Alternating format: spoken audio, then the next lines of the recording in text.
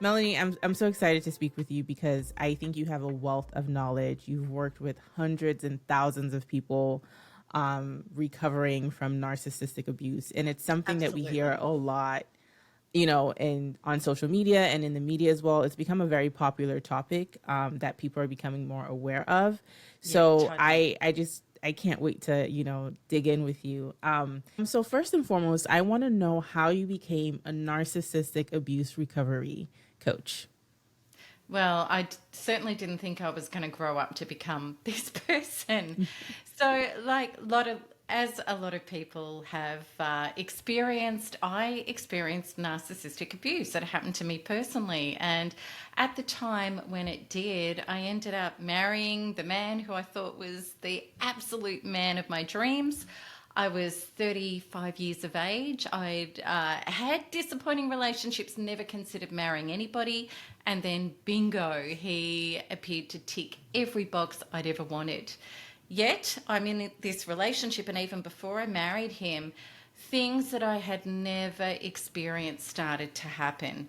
The problem was I had totally projected onto him this my total soulmate, my twin flame.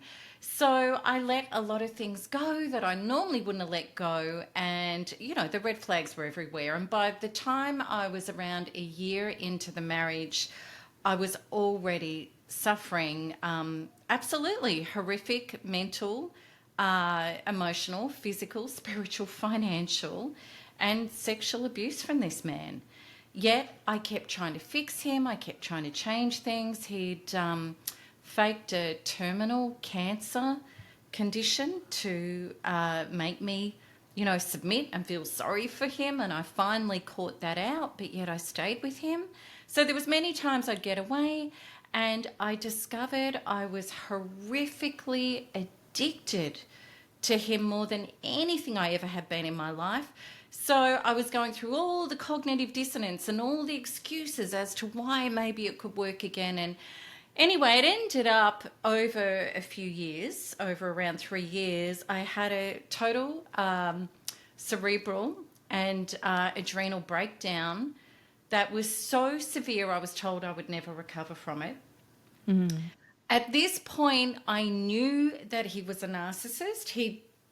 I'd been in therapy where he was identified as high-level malignant narcissist. I'd had a therapist tell me, if you stay, there's no happy endings. Either he's going to kill you, you'll end up killing him in retaliation, you're going to get a terminal illness, or you're going to have a complete psychotic breakdown. So I would get out, I'd get in, I'd get out, I'd get in. He'd hoover me back. He'd promise he'd want to go to therapy, then he'd sabotage it. Or I would feel so empty, lonely, and addicted, I would go back and hand over more of my rights and boundaries. So, one of those four inevitables happened. I had the breakdown. And when it happened, I knew, I'm like, okay, this is what it is. I knew what it was. I was rushed off to hospital. I had all sorts of tests on my adrenals and everything else, and they'd found that they were completely shattered. I was having psychotic episodes that I needed drugs to stop. I was told I'd need antipsychotics probably for the rest of my life, and I would never, ever recover to my normal level of functioning, that was my life sentence. So at that stage, I decided that I wasn't going to continue on in life, and my son and everybody would be better off without me. He was still stalking, he was still threatening people in my life. There was all sorts of things going on. And so I was formulating how to do that in the kindest way possible to everybody, and a voice in my head kept persisting and saying, no, there's another way, and I'm arguing back thinking it's my madness. And I ended up on my bathroom floor where I just fell to the floor, put my arms up, and I just said, it beat me to the ground, and I just said, I can't do this anymore. Help me. And then this absolute epiphany happened, and it was a spiritual, incredible experience, which was like my head parted.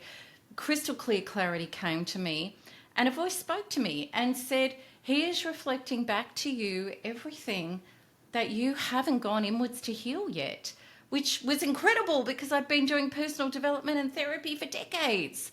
I was a law of attraction advocate. I was spiritual. I'd gone to seminars. I'd read books. I'd done everything. And the voice gave me the examples of how you have never made peace with your inner landscape, and you've screamed at him, you don't know who I am. It's you who didn't know who you were. And and the ways that he treats you with such conditions is the way you've conditionally loved yourself, where you're never good enough. So I got about 10 examples, and it wasn't like blame. It was profound epiphany. It was like, oh my God. Then I got thrown into the future as if it was real. And here I was in the future, healed up whole, and I felt connected to Source, my higher self, with an incredible oneness and peace and wholeness I'd never felt my entire life. The voice said to me, this is your future if you choose to heal from the inside out. It has to be done from your inner being for it to work. And it's not even about him. This is about you and your inner being. And then I felt those feelings, and I knew this was real for me if I chose a mission. Anyway, I got thrust back. I was only 80 pounds. My hair had fallen out in clumps. I was shaking. I was sweating. I was emaciated. And the voice said to me, you can leave if you want. It's up to you, or you can choose the mission. It's your choice. With the tiny thread I had left, I chose the mission. And from that day onwards, I knew there was a way. I didn't know what it was. I was still emaciated, shaking, sweating. But this was from that moment, I started from the inside out instead of the outside in. It became not about him. I did no contact and held it forever. And then I started researching body modalities, subconscious healing modalities, such as theta healing, EMDR, EFT, kinesiology, etc. And what I discovered was I was starting to melt away PTSD, fibromyalgia, and I started to feel the healthiest and happiest. And I'd lost everything. I'd lost family, I'd lost friends, I'd lost all my money, I'd lost my properties, I'd lost everything. But I started to come home to me and source to a point. But I still had agoraphobia, a terror of going out in open spaces. Safe spaces, I felt great. Open spaces, not at all. I couldn't get past it. I tried every subconscious healing modality person I could find on the planet. Absolutely, talk therapy, cognitive therapy hadn't even touched the sides. Nothing had worked. So it was the inner work that was, but I'd get incremental shifts and then I'd default back to this terror. So anyway, I ended up in Koh Samui, which is a whole other story how I got there with agoraphobia, but meant to be. And one day alone, I said, I'm going to get the answer because I want to go out shopping. I want to go on the main street. I want to go to the beaches. I don't want to just be in the hotel. So I sat in my hotel room and I was already having this incredible connection with Source and myself and my inner subconscious. And I set an intention. I'm going to get the answer. I'm going to open my heart, my mind, my soul, my body, and I'm going to channel the answer. I started taking immediate dictation, and as I'm writing it, I'm getting more and more excited because I'm like, this is the healing protocol that's going to work.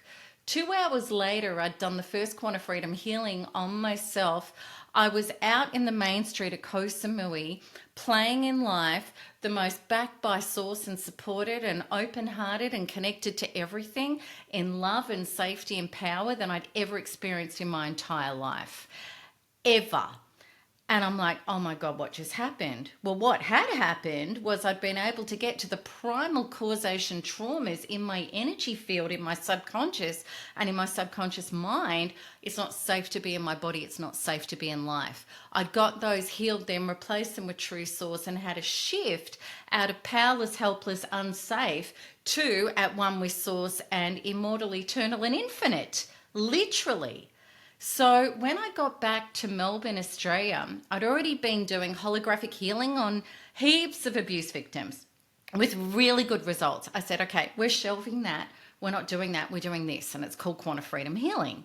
What happened then it was beyond my wildest dreams.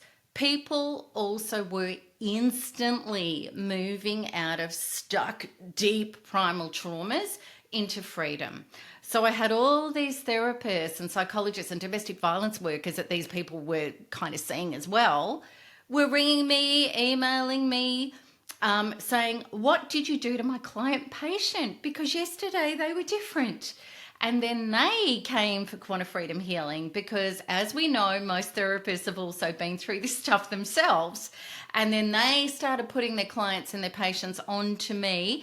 And because they were saying, they're stuck. We're talking the same rumination obsession, but when they go to you, we actually move forward.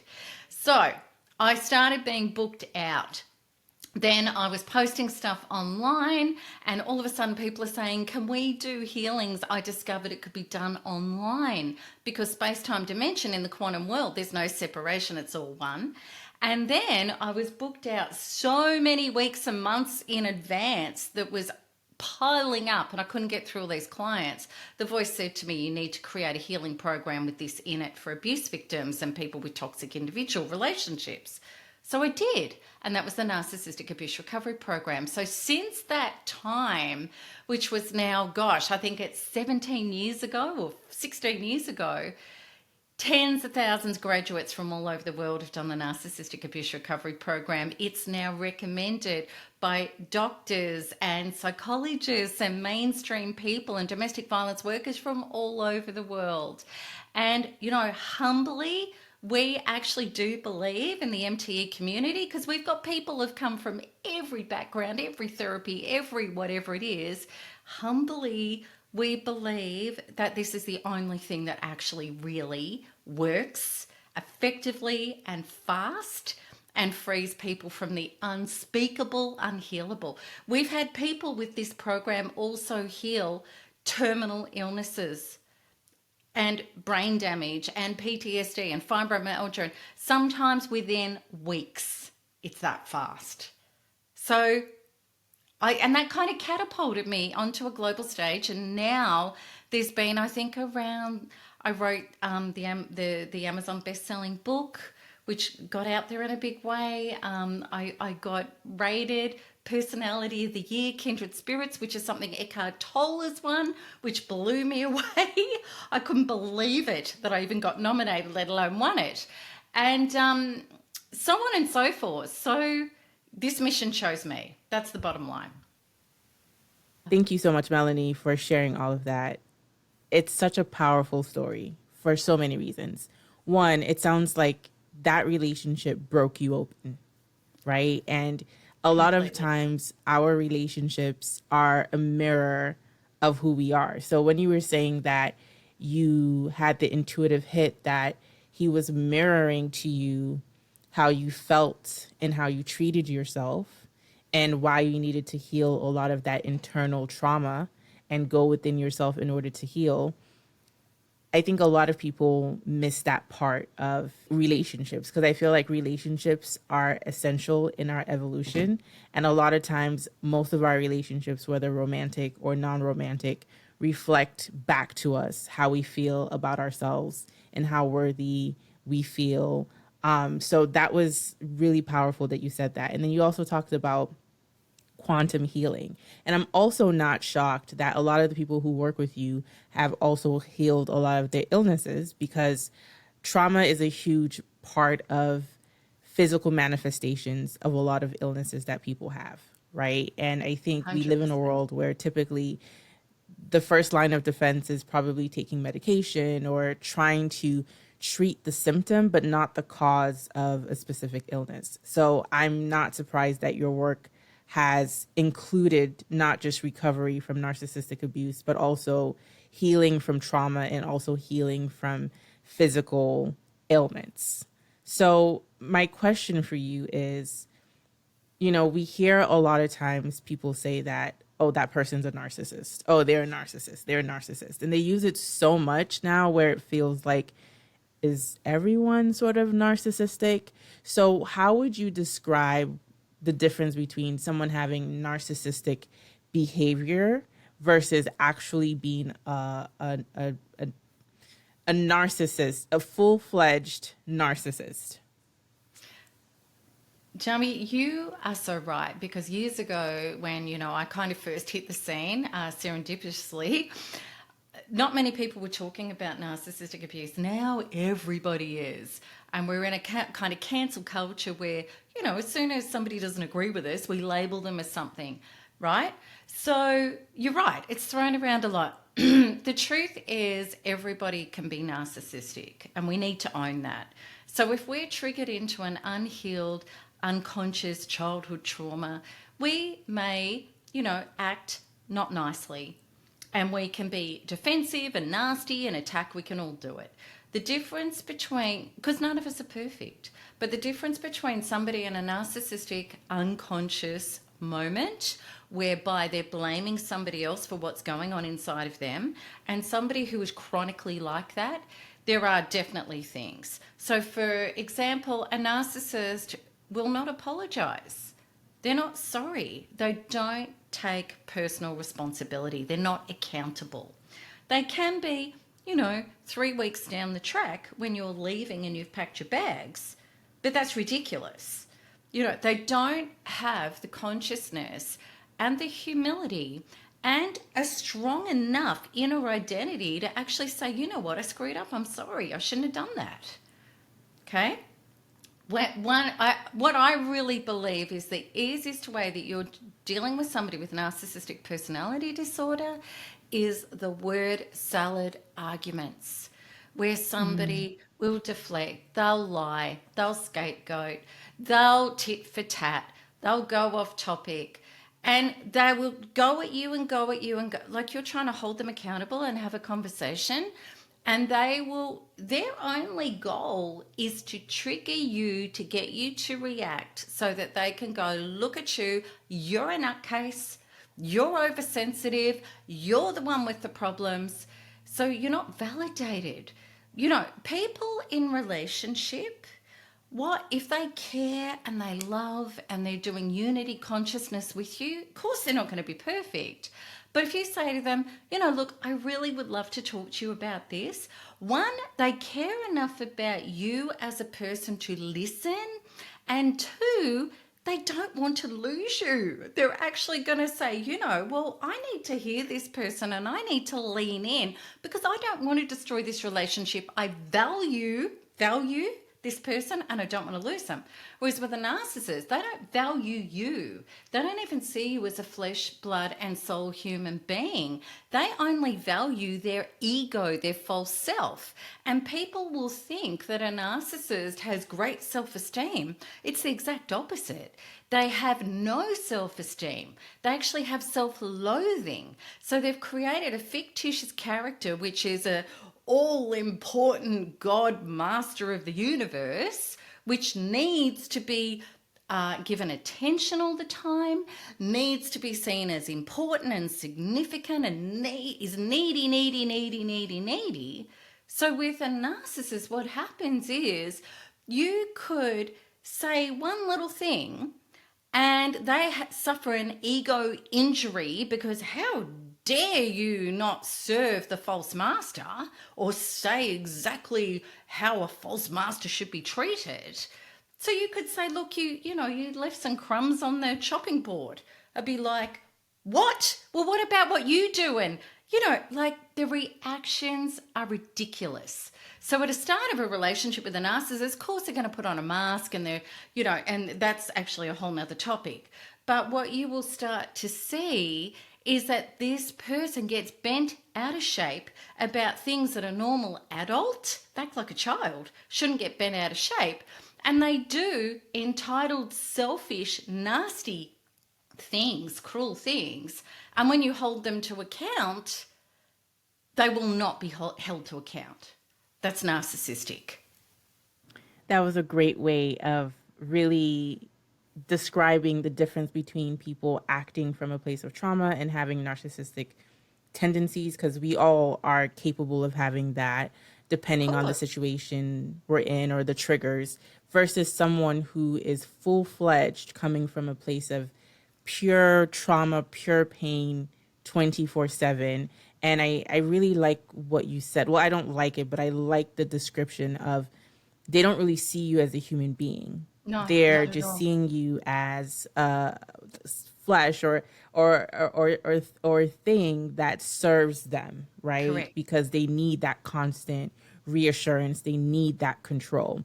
So my question, because I'm very curious about this, why do people find themselves addicted to narcissistic partners or toxic relationships in general?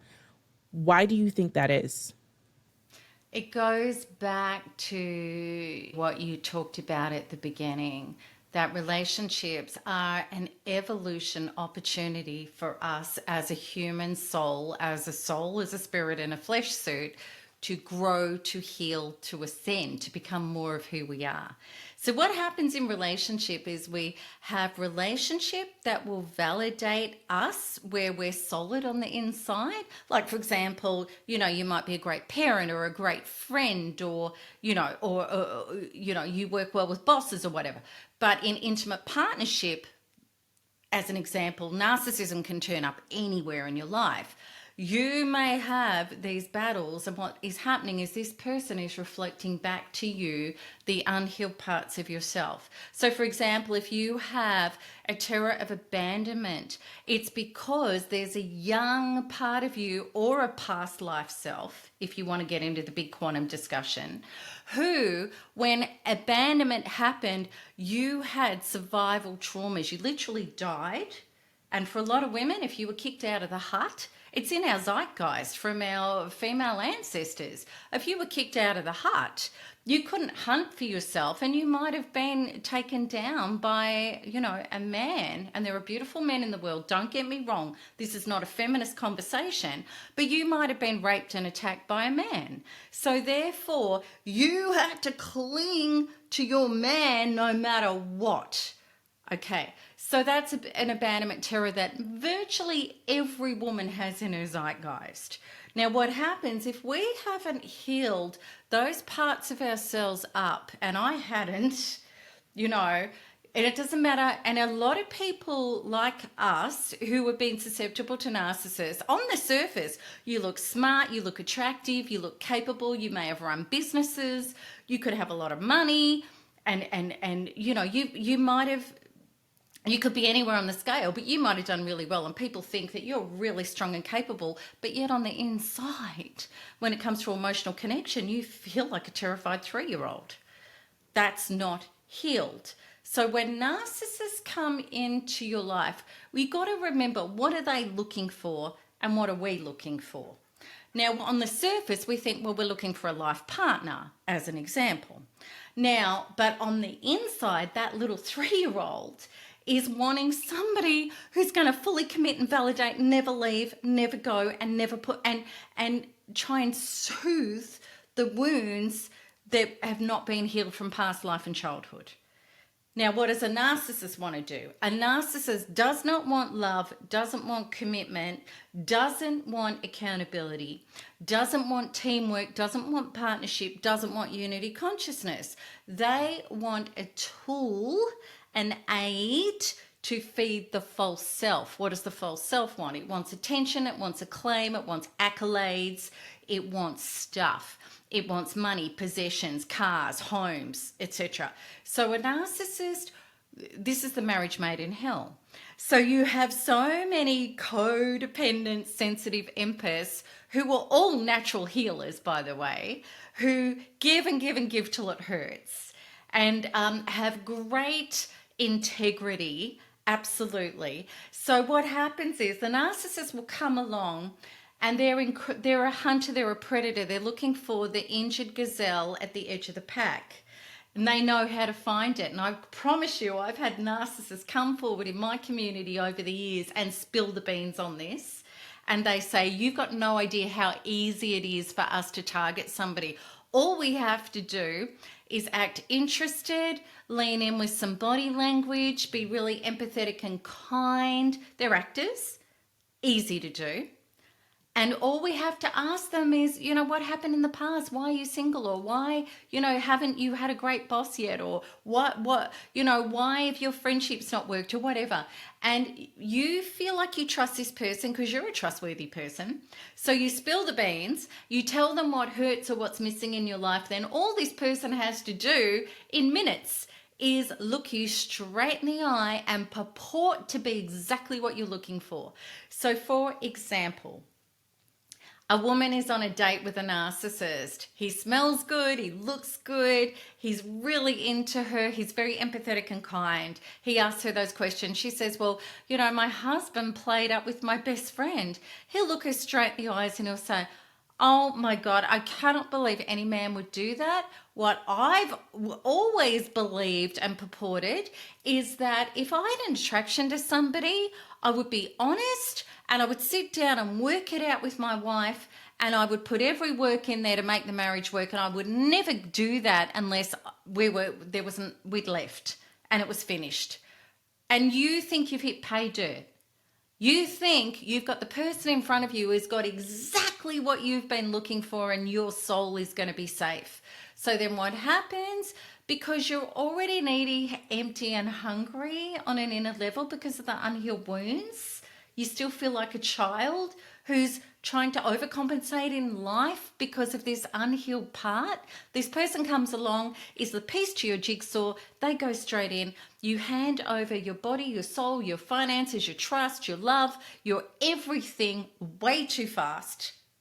You've never stood back to actually see them in real life action over time, like a mature adult always does when we know how to. And you don't know how to out somebody who is a fraudster, which is actually also very easy when you know how to. So where my work comes into it, we heal up the subconscious mind and body to no longer be the handing power away. And then we go through all of the inner training as to why we can't lay boundaries, why we can't speak up, how to listen to our GPS, our inner intuition, which, by the way, always went off. We just ignored it, right? Because we didn't want to listen to it. We had our savior turn up. Why would you want to listen to your GPS?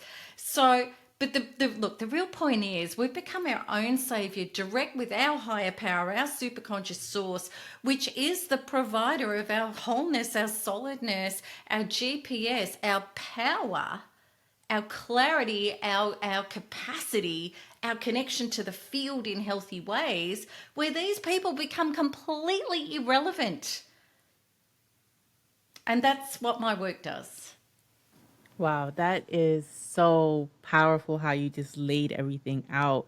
It's that pretending to be the person that you want them to be, like almost like a chameleon, right? Just fitting the bill for whatever you're looking for.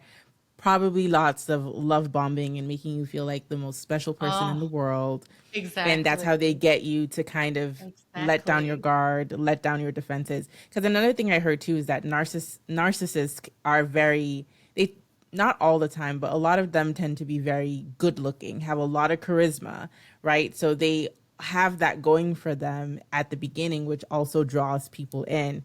And then They've got something. They've got, like, they don't they even have have to be good something. looking, but they've got Yeah. something. But the thing they have more than anything is the laser-like ability to work people out and to purport to be whatever, or treat that person in a way that's going to hook them, that's going to Right. ensnare them. They're very, very, very good at it. So you can have one narcissist, I've had the proof of this over and over, who will be a completely different chameleon with 3 different people. Right. Yeah. So, for example, the love bombing with somebody who's had enmeshment in their life, the love bombing is going to turn them off. They won't do that. They'll play a little bit hard to get. But, for somebody who's felt like their whole life that they're not heard and they're invisible, oh my God, they'll love bomb. They know what to do. It's instinctual. It's instinctual. Yeah. So, what is the difference between a narcissist and a chameleon? It's the same. It's the same. So what is, It's instinctual. yeah. So what is love bombing? Because I struggle with that sometimes. Because what is the difference between someone showing genuine interest and being consistent versus someone who is doing too much? They're love bombing. Perfect question, and people need to know this, and I talk about this a lot. Okay, love bombing is I'm doing all of this to get a reaction and to get, right? So if I'm texting you and you don't text me back for 3 hours, well then I'm going to start being antsy, or I'm going to like the ego will get a crack because it's offended. They're not getting the feed. So if I'm going to love bomb you, it means that you got to drop everything, and you got to drop your family and your friends, and you got to be with me, and you've got to enmesh with me really, really quickly. So it's so gorgeous because as women and men, we should all want to be romanced. We should all love the courting and the romance and the beauty and the joy that goes with that. So how do you know? It's really quite simple. Retain yourself, your life, your friends, your interests. Don't drop anything for anybody. The classic example, let's say you're single and you've organised to go and have dinner with a girlfriend on Friday night, and some guy comes up dating, and he's like, well, I'm free Friday night, I really want to see you. And you need to be an adult in the room and say, look, I've already got prior arrangements with my girlfriend, but I'm free Sunday night or Tuesday night, right? And see, because if he's a mature man in his body, one, he will love the fact you've got a life and you respect yourself and you're not needy and you don't just run to a man. That's what a real great guy is looking for. He doesn't want some needy little princess who he needs to, be there for every moment. A narcissist will love you dropping everything. He'd hang up the phone. You go, yeah, of course. Or you say, oh, look, I was going to have, oh, yeah, but like I can change nights with her. I'd rather see you. A narcissist will hang up the phone and go, I've got her. I've got her. Right? Yeah. Yeah. I've heard that. Narcissists, what they try to do is isolate you from your friends and family. And they test the waters very, very easily. So I would say to you, if somebody starts texting you 5 times a day, that's not mature. And, if they start saying to you, oh, my God, you're my soulmate. I've been waiting for you all my life. You're the love of my life. I could marry you within 2 seconds. This is either a narcissist or it's somebody who's seriously immature and codependent and cannot be on their own. And do not go there. So I say to all women, and men should be doing this too, it's a 6-week couch test at least. No sex for 6 weeks. Mm-hmm. Retain your family, your friends, your life, your interests, your missions, your passions, and do not drop them for somebody. Fit them into your life, because if we don't have 2 whole people who have their own lives sharing a life together, you've got a toxic mess. It's that simple. We should all be doing this anyway. You will flush narcissists out. They cannot stand it. So, oh, how dare you not drop everything for me? Oh my God. So what they're going to do is either threaten you that they're going to abandon you. They'll try and guilt you. They'll try and twist it. And people have fallen for this. Don't fall for it. If somebody can't respect your life and your boundaries, they do not deserve to be in your life, period. Ever. And this person is never going to support your life and be the wind under your wings. They're going to be somebody you are competing against who is going to try and rip down your life so that they can monopolize you, so that they have complete control over regulating you for narcissistic supply. And they're going to suck you dry and one day throw you in the gutter and move on. So don't fall for it. Those were bars. So I want to know, you said at the beginning that a lot of healers, people who want to love and heal, get enmeshed with narcissists, right? Oh, big time. Yes. And I can see that for sure. All the time. And a lot of times the healers in the relationship are struggling with some sort of abandonment issues, wanting validation, wanting to be loved, wanting to be chosen. That's a lot of the trauma that they need to deal with internally. what type of trauma creates the conditions for someone to be a raging narcissist? Great question again. I believe it's nature and nurture, okay? Because I'm convinced that there are some children that have hit the ground with enlarged amygdalas. They've come from trauma, genetic histories in their biochemistry that's come from their ancestry. They've hit the ground running, usually in a home where there's narcissistic tendencies, or they're either, it can happen genetically 100%. I've seen it. I do believe that. Mm-hmm. The two main things that cause narcissism is neglect abuse, whereby a child's inner true self is getting annihilated, unmet, and is too disordered and hurt. The child obviously doesn't have the capacity to be able to detach and validate and grow themselves up because they don't even have the cognitive functional brain in the frontal lobe at that point. Children, everything they receive is in theta brainwave before 12, primarily 7, but even up to 12. So every message is absorbed as a yes. Now, we all know identical twins can be born, but they've got two different personalities. I've got two kittens from the same litter, 2 years old now. They couldn't be more different. So it has to be argued every soul is on a journey from past lives in its evolution to evolve back to the oneness of unity consciousness and the awakening of our DNA to a fifth dimensional reality to know ye are gods. Because we are operating at a tiny capacity of who we really are. So we're on that evolution of awakening. So a soul comes in, and I believe there are dark souls and there are light souls. Okay, we're in a duality in this universe on this planet. Dark souls, I fully believe, are here to, on a soul contract, to interact with light souls who have got their shadows, to trigger them for the light soul to take responsibility to be able to shed their shadows, fill with more light, and ascend beyond the darkness that has been on planet Earth, including narcissistic people, organizations, and structures.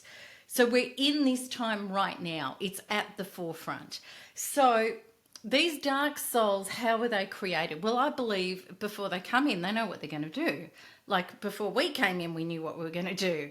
And I've actually seen in regression and life between lives regression how true that is. I fully, completely believe it. So, but if we were to, distill it down onto the human level, and this is where we have to understand, we can have two children in the same family, so identical treatment. One becomes a raging narcissist and the other one becomes a codependent sensitive who gets attacked by narcissists. But narcissism fundamentally comes from, and so does codependency, like a lot of healers are in this category, where there's been a narcissistic parent. So there's been abuse, control, invalidation, or screaming neglect, real survival fears. Or there can be the over-controlling, over-granting, over-trying to create a feathered nest for a child where you do everything for them and you never lay boundaries or limits or give them disappointments, and you don't teach them to grow up to be self-generative. So therefore, they're very dependent and entitled. And that creates narcissists as well. That's my take on it. Yes, very good. And I love how you weaved into all of that, kind of the metaphysics of it all, which makes me want to ask you about the quantum healing that you talk about, that is part of your program that you use to help people move through trauma from narcissistic abuse. So can you talk a little bit more about quantum healing and how does that work exactly? Well, I would love to. And I'm so passionate about this because when you're in a narcissistic enmeshment, you're in a spiritual battle for your soul. And anybody who's been there will completely and utterly validate and agree with me, where you literally feel like you are taken over by some sick psychic virus. It's like black ink. It's like evil is coursing through your brain, your body. You've got ice in your veins. It's like the Dementor of Harry Potter. People have never felt anything like this until they felt it. And I know listeners out there will be going bingo, because this is how we all feel. This is not normal. It's not logical. It's not cognitive. You can't research, learn, or talk your way out of this. You cannot combat a narcissist in practical, logical ways. It actually makes everything worse. You can't even get the support and the solicitors and the barristers and the courts and a logical, it doesn't matter how much evidence you've got. So what's really going on here? What is going on? What's going on, I know, is a soul contract. Your soul wanted to awaken to the fact ye are God and you have the power and the coding to heal yourself from the inside out, rather than give your power away to the outside, trying to treat symptoms and leaving the trauma and the causation root of your false programming and your traumas inside of you, and trying to put ice cream on top of poop, or drive a Ferrari into a garage where a rusty old wreck is still stuck there. So we have to up level in a quantum way to understand that we are much more than meets the eye. We're not just a mind. We are a somatic, emotional, limbic being that is controlling 40 billion bits per second of our existence, as opposed to our logical mind, which is 40 bits per second. So our subconscious, emotional, limbic system is our connection to true self and source. If we're clogged up with trauma, the message can't get through.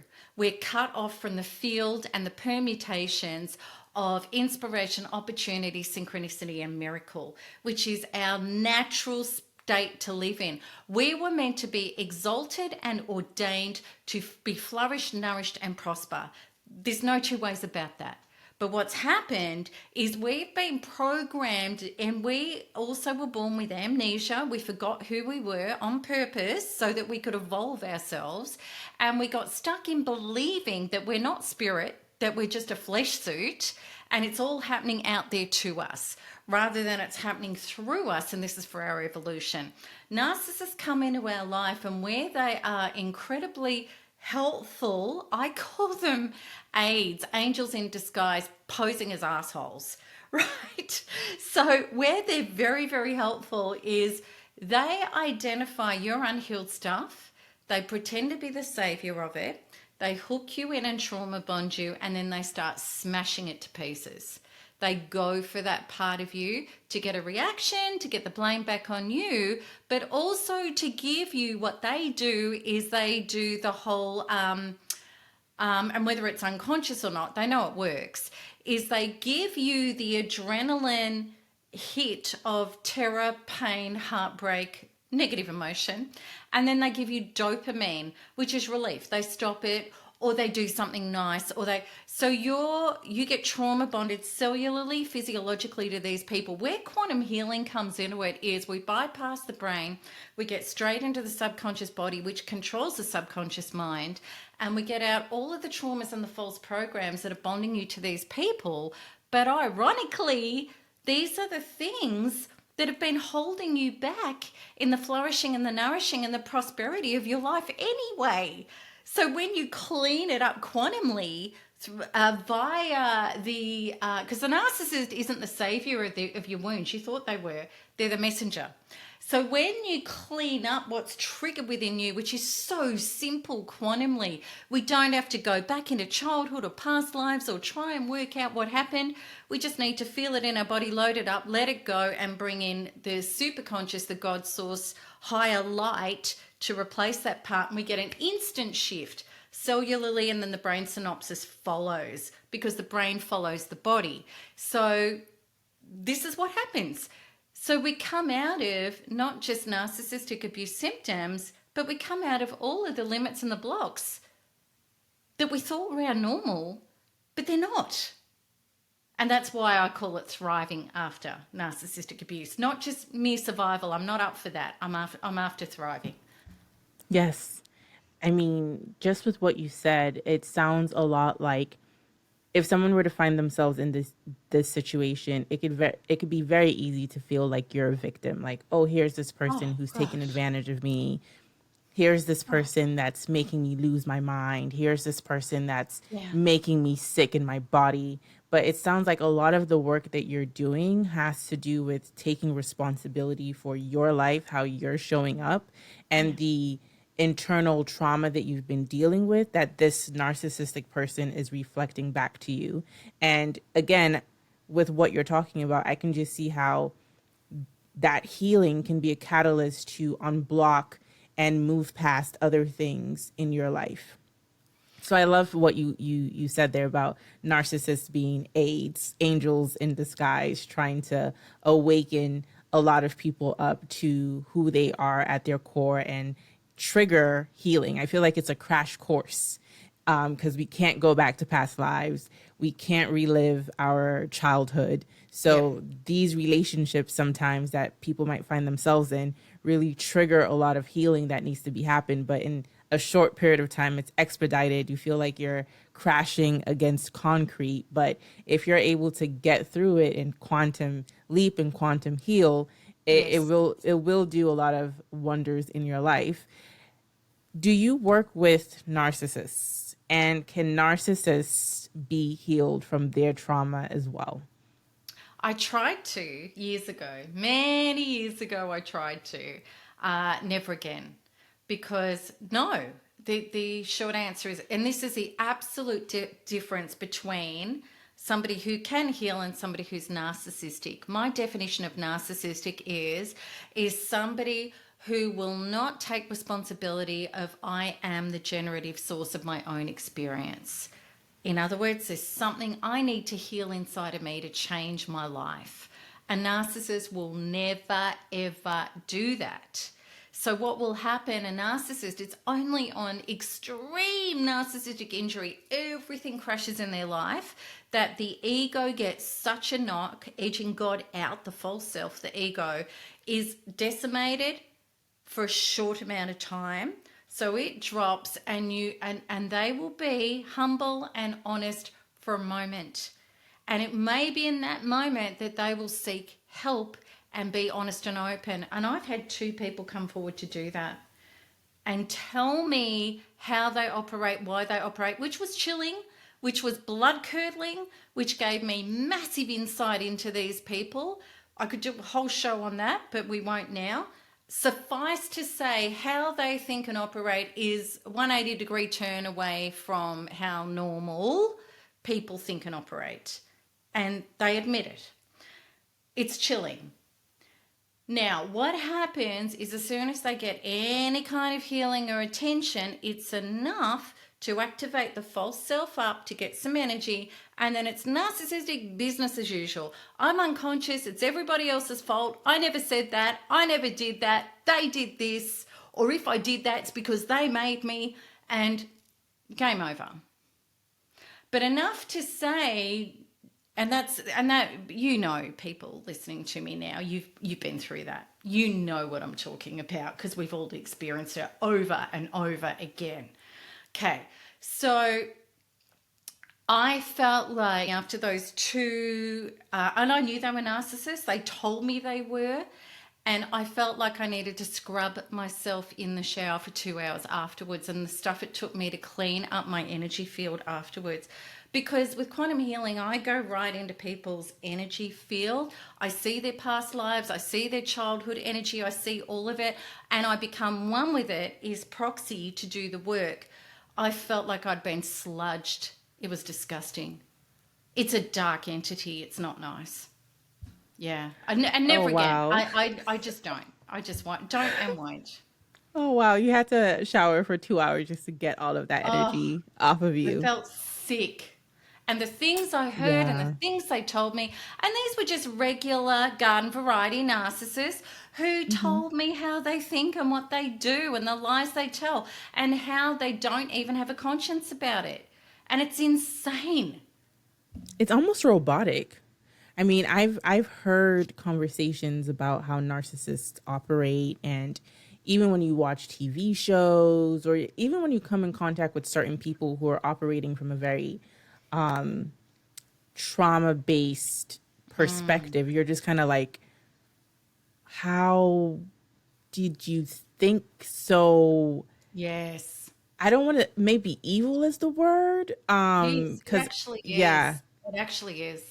yeah, cause I'm very sensitive to energy as well. And sometimes when I'm around certain people, I've come to become really good at kind of having an energetic boundary with people, because I used to be so sensitive. Like when I walk into a room, I can pick up on people's energy.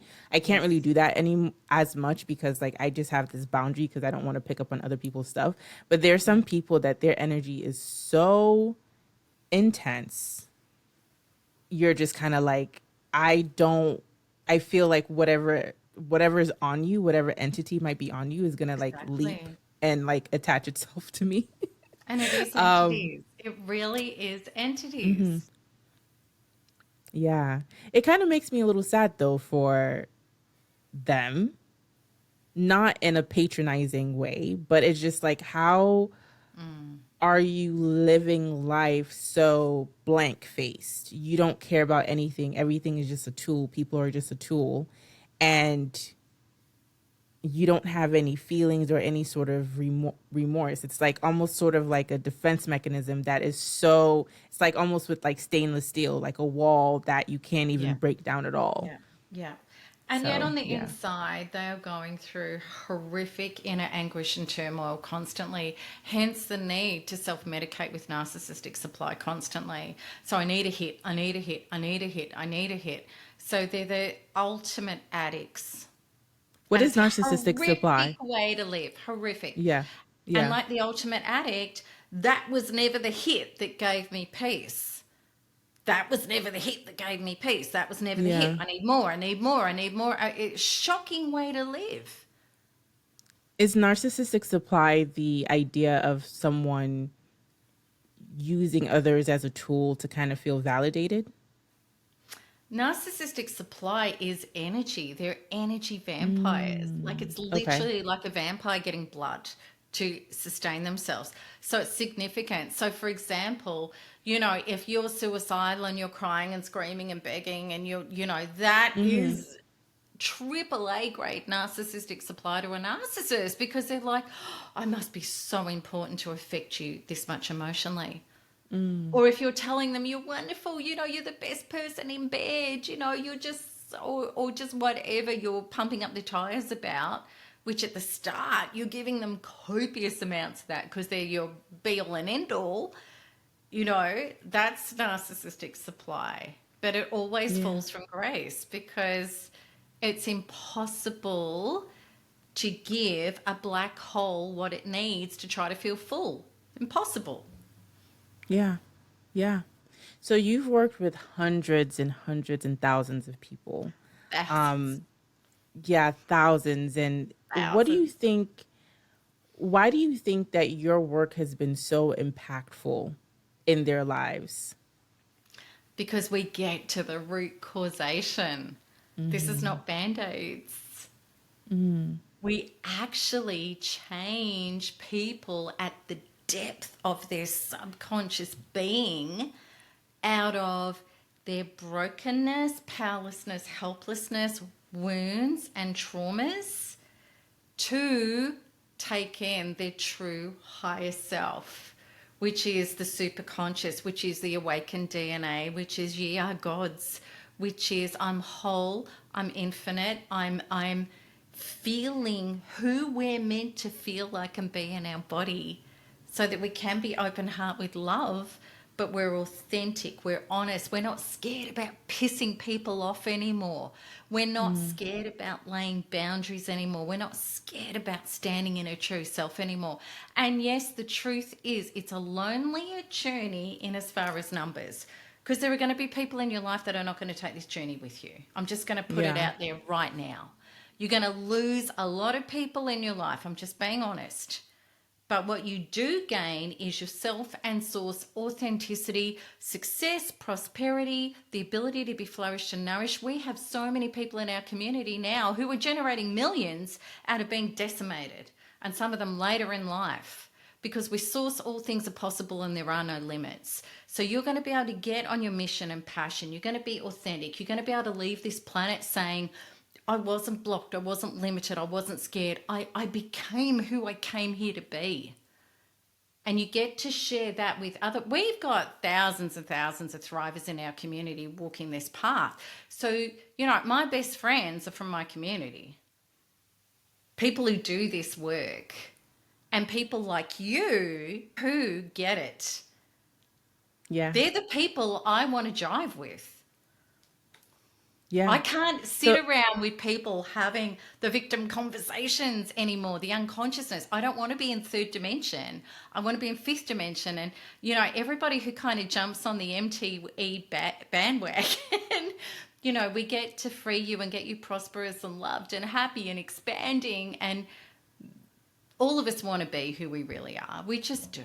And anything else is painful. Yes. Yes.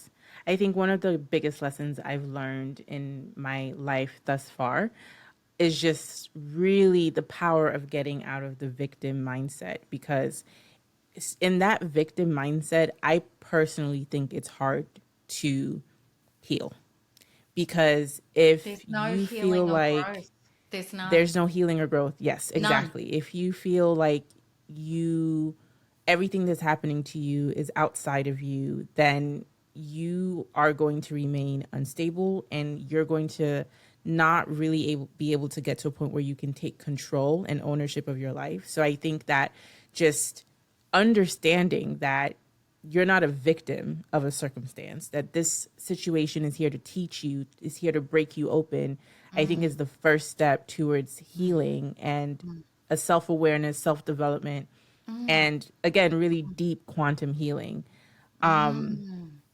I was just going to add to that, because, you know, people get into, well, that's victim shaming. This is not blaming you. None of us asked or deserved to be abused. We're on planet Earth, which is deeply unconscious. There are atrocities here. There's darkness. There's demons. I'm just going to get real with everybody. There is. Our ancestors have been through it. They took it on. We've been through it. We took it on. We're all traumatized to varying degrees. Okay. But if I say my trauma is because of you, traumatized, hurt person who hurts people, it's up to you to fix this. They can't even fix themselves, let alone me. Yeah. Where's that going to leave me? And grand creator that I am, in unity consciousness with source, because we're always manifesting. We're manifesting more of who we're being. If I'm being a victim in depression and anxiety, I'm just going to have more shit in my life come and hit me to give me more depression and anxiety and trauma and pain. So when I wake up out of that trance and I say, I never asked for any of this, none of it was my fault. But if I want a different life, grand creator, amazing fractal of source, God creation that I am, if I don't change my being, I'm not going to have a better life. So I'm going to take responsibility that if the traumas and the wounds and the program is inside of me, it's mine. No matter who put it there, it's mine, and only I can heal it. That's what we're talking about. That's taking our power back to change our life radically, quantumly, in times, effectiveness, and ways that will blow your mind when you start doing it. Yes, 100% agree with everything that you said. So if someone is in a narcissistic relationship, or they have a hunch that they might be in a narcissistic relationship, or their relationship is just very toxic and unhealthy, what is the first step they can take to start to break away from that relationship? Well, you've got to detach. You have to detach, okay? Because you can't go into a fire with your fire and add more petrol on a fire. And that's exactly what... And a narcissist goes, I don't care what you say, you're giving me attention. It's like blood to a shark. They're just going to attack you more. So you have to detach. And when you detach, you're going to go through aftershock, which is a horrible part where you feel worse before you feel better. You feel worse than even when you were in the fight. So I would just say, because most people go back, they severely abused people go back on an average of around 28 to 30 something times before they get away. The reason is because they've never addressed the inner wounds and unhealed parts that are trauma bonding them to that person. So what I would say is you need to detach. Come over to my website, okay? Because we can give you the tools and the understandings, and we have a massive global support team. We've got the best support team for narcissistic abuse and toxic relationships on the planet. But getting back to your original bit in there, I think you may not know the person is a narcissist. And that it doesn't matter whether they're a narcissist, whether they're a sociopath, a psychopath, selfish, unconscious, lazy, a giraffe or purple, right? If your needs are not being met and you're having conflict, you need to pull away, you need to get straight, and then you need to be able, an example I give people, like you might have somebody who's in a health food and they love to go out jogging, and you've got somebody sitting on the couch eating ice cream. Both really beautiful people, but they're going to have a toxic relationship because the jogger wants to get that person outside. The person on the couch wants to get them with them watching Netflix eating ice cream. Your values don't match. If your values, you've got to work out what are your values, what are your truth. You could be with somebody who just doesn't share with your values, but you're never going to have a happy relationship and you're never going to make them happy. And it's not love. If we're trying to get somebody and completely change them to make us happy, think about a narcissist. Your values would be love, partnership, teamwork, honesty, integrity. Does the narcissist share any of those values? No. This relationship was doomed from day one. You just didn't know how to stand in your quantum truth and be able to ascertain people. You didn't know how to. Neither did I. So do you work with people who they're not in a narcissistic relationship, but they have a narcissistic parent, they have a narcissistic Absolutely. aunt that they live with and they can't just easily separate themselves from?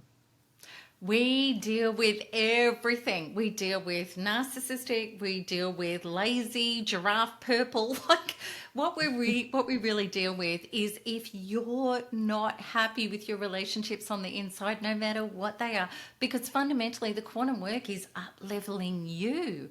And we've had a lot of success with people in the community with modified contact with unconscious people who are narcissistic that they've been able to lay boundaries with. So a really quick example is somebody, a friend of mine, her dad, nursing home, highly narcissistic, shocking. She did massive healing on herself, laid the boundaries where she wrote him an email, this is what I will accept, this is what I won't accept, and if you step over the line, I'm either going to hang up the phone or walk out the door. And of course, he came back with word salad and garbage, which is, and she came to me and I said, of course he's going to do that. That's fine. He doesn't need to get your boundary. Only you do. So she's cool. I got my boundary. Anyway, she did it. Of course he stepped over the line because he's a narcissist. So she did it. She'd walk out, she'd hang up, then she had all this guilt and what are the other kids going to... So she did healing on all of that, quantum healing, getting rid of all of the trauma. What are they going to say? And I feel really bad, he's my elderly. Got rid of it, brought in the light, stood solid, stood firm. The other kids agreed with her and started doing it. Right? Because this is what happens in the quantum world. So within, so without. When you change and get on a program that's a source program, your outside must reflect or get the hell out of your life. Because you are always matching the outside to the inside. That's how we operate as humans in this vibrational reality. So anyway, her dad, after about 5 goes at it, stopped, treated her with respect. Now, is she ever going to be able to sit down and share her deepest feelings and have him validate and be a true dad? No. You can't make a cat lay an egg. But she was cool with that. She'd healed that. She never didn't need that from him. She got that from source now. But he stopped the behavior. She could go. We call it a D-grade relationship. It's modified contact. You don't expect anything emotional, but your boundaries say you cannot kick me in the head anymore. I won't have it. And he stopped kicking her in the head. So, some narcissists, don't try this with your love partner at home, by the way. This is somebody that you're not sharing a bed, four walls with, and breakfast with. Okay? This is a modified contact. So it works. But she was very clear. If he didn't get it, finished. Yeah. Finished. So where can people find you, Melanie? What is your website? Okay, so if you go to Melanie Tonia Evans, so it's Melanie, Melanie, Tonia, Tonia, Evans.com.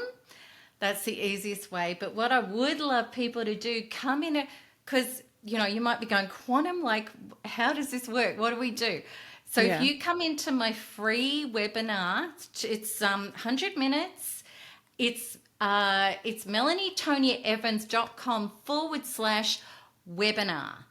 It's totally free. You're going to get a Corner Freedom healing, plus all the explanations. You're going to see and understand how it works. And we have a beautiful invitation for you to get involved in my community with a ton of really helpful bonuses.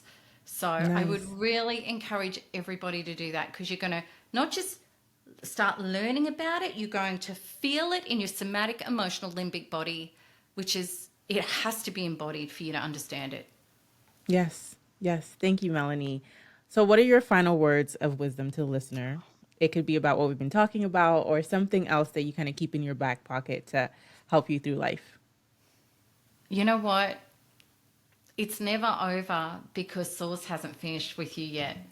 And your exaltation is waiting for you. I promise you. You've just got to grab it and go for it and put in the effort and go down the right path. And quantum it's the only thing I know of that works for real. Yes. Thank you, Melanie, so much for stopping by A Word to the Wise. You've been a fantastic guest, and I know that my listeners are going to enjoy this conversation. Thank you. You've been an amazing host. Thank you. You're welcome.